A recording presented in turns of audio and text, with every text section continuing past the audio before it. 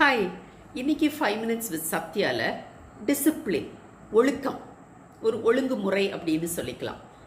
இப்போது டிசிப்ளின் அப்படின்றது எல்லாருடைய வாழ்க்கைக்குமே தேவையான ஒரு காரியம். உங்கள் பிள்ளைங்களை ஒரு நல்ல ஸ்கூலில் கொண்டு போய் சேர்க்குறீங்க. ஏன் அந்த ஸ்கூலில் கொண்டு போய் சேர்த்திங்கன்னா அப்படி கேட்டால் என்ன சொல்லுவீங்க? அங்கே ரொம்ப டிசிப்ளின், ரொம்ப ஒழுக்கம்லாம் சொல்லி கொடுப்பாங்க அப்படின்னு சொல்லுவீங்க இல்லையா? இப்போ பைக்கில் போகும்போது ஹெல்மெட் போட்டுட்டு போகணுன்னு கவர்மெண்ட் ஒரு ரூல் போடுறாங்க. அதை கேட்காம நீங்கள் என்ன பண்ணுறீங்க? ஐயோ, ஹெல்மெட் போட்டால் கச்ச கச்சன்னு இருக்கு, வேக்குது அப்படின்னு சொல்லிட்டு எப்படியாவது போலீஸுக்கு மறைவாக போகலான்னு ட்ரை பண்ணி ஏதோ நீங்கள் உங்களை பிடிச்சிட்டாங்கன்னு வச்சுக்கோங்க. அப்போ உங்களுக்கு ஃபைன் போடுவாங்க. எதுக்கு? உங்களை டிசிப்ளின் பண்ணுவதற்கு. இப்போ சட்டத்திட்டங்கள் எதுக்கு போடுறாங்க? அப்போ தான் மனுஷனுக்கு எது ரைட்டு எது ராங்குன்னு தெரியும். அப்போ அந்த சட்டம் போட்ட உடனேயே ஒழுங்காக ஹெல்மெட்டை போட்டுட்டு போனீங்கன்னா உங்களை பிடிச்சி ஃபைன் போட மாட்டாங்க இல்லையா? அப்போ கவர்மெண்ட் மனுஷனை நல்வழிப்படுத்துவதற்கு, டிசிப்ளின் பண்ணுவதற்கு சட்டத்திட்டங்கள் போடுறாங்க. அதை ஒபே பண்ணாதவங்களுக்கு பிடிச்சி ஃபைனை போடுவாங்க, பனிஷ்மெண்ட் கொடுப்பாங்க, ஏதோ ஜெயிலில் கூட தூக்கி போட்டுருவாங்க சில காரியங்களுக்கு. அப்போது கடவுளும் உங்களுடைய வாழ்க்கையில் டிசிப்ளின் பண்ணுவார்னு நான் சொல்கிறேன். ஐயோ, கடவுளும் டிசிப்ளின் பண்ணுவாரா? அப்போ நான் எதாவது தப்பு செஞ்சால் எனக்கு ஏதாவது பிரச்சனை கொடுத்துருவாரோ, என் கண்ணை குத்திடுவாரோ, எனக்கு ஏதாவது நோயை கொடுத்துருவாரோ, அப்படியெல்லாம் நீங்கள் நினைக்கலாம். அப்படி கிடையாது.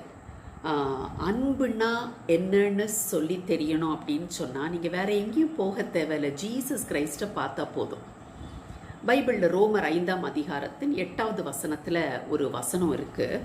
அது என்ன அப்படின்னா, நான் பாவிகளாக இருக்கையில் கிறிஸ்து நமக்காக மரித்ததினாலே தேவன் நம்மேல் வைத்த தமது அன்பை விளங்க பண்ணினார் அப்படின்னு சொல்லியிருக்கு.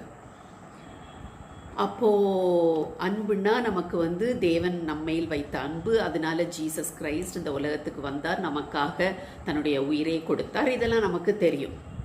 ஐயோ, பாவிகளாக இருக்கையில்னு போட்டிருக்கு. நான்லாம் பாவியே கிடையாதுங்க, நான் ரொம்ப நல்லவேன், நான் மற்றவங்களுக்கு ஹெல்ப் தான் பண்ணுவேன் அப்படின்னு நீங்கள் சொல்லலாம். ஒத்துக்கிறேன், நீங்கள் நல்லவங்க தான், நீங்கள் பாவி இல்லைன்னு சொல்கிறீங்க, ஓகே. ஆனால் நான் கேட்குற சில கேள்விகளுக்கு மட்டும் கொஞ்சம் உண்மையாக பதில் சொல்கிறீங்களா?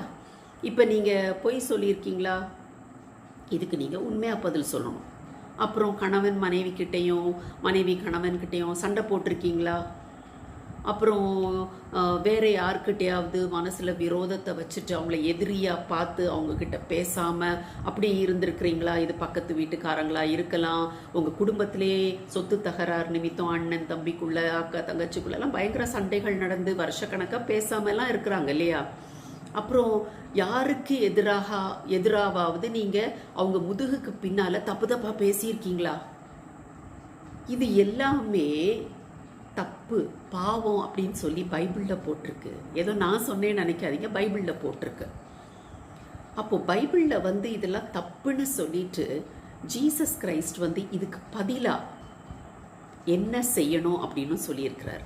ஏதோ இதெல்லாம் தப்பு அதெல்லாம் தப்புன்னு சொல்லிட்டு போகிறது ஈஸி, ஆனால் அதுக்கு ஒரு ஆல்டர்னேட்டிவ் வேணும்ல. அப்போ தானே நம்மளுக்கும் தெரியும் எப்படி கவர்மெண்ட் இது செய்யாத அப்படின்னு சொல்லுது, இது செய் அப்படின்னு சொல்லுது. அதே மாதிரி இப்போ பைபிள்லையும் ஜீசஸ் கிரைஸ்ட் சொல்லியிருக்கிறாங்க, இதை செய்யாத, இதெல்லாம் தப்பு, அதுக்கு பதிலாக இதை செய், பொய் சொல்லாத, உண்மையை பேசு, பெருமை பாராட்டாத, சண்டை போடாத, சமாதானமாக இரு, உன்னை நேசிப்பது போல பிறனை நேசி, நான் உன்னை எவ்வளவு நேசிச்சனோ அந்த மாதிரி நீ மற்றவனை நேசி. இதை ஜீசஸ் கிரைஸ்ட் தான் சொல்லியிருக்கிறாங்க. அப்போது இதெல்லாம் அழகாக சொல்லி வச்சிருக்கிறாரு.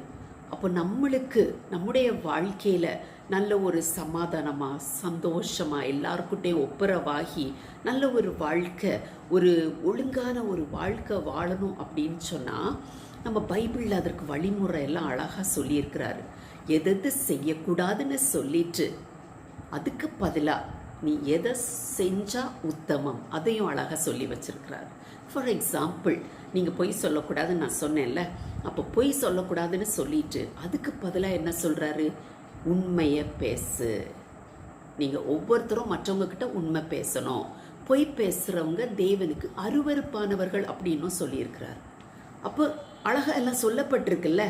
அதை பார்த்து ஓ இப்படி இப்படி சொல்லியிருக்கிறாரு, இது செய்யக்கூடாது, அதுக்கு பதிலாக நான் இதை செஞ்சிடணும் அப்படின்னு சொல்லிட்டு சண்டை போடாத. அதுக்கு பதிலாக சமாதானமாக இரு.